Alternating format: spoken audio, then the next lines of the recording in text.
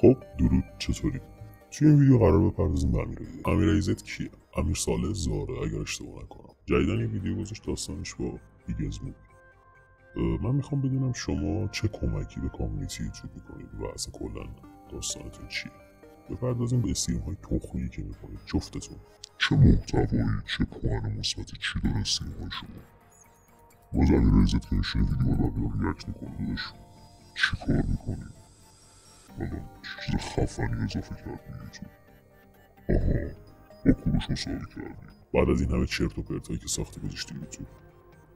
بپردازیم به بیگ اسموک. شما چی؟ استریم میذاری 1200 نفر میان. خب بالا چرا؟ یه سر به چتت داری فوش میدی.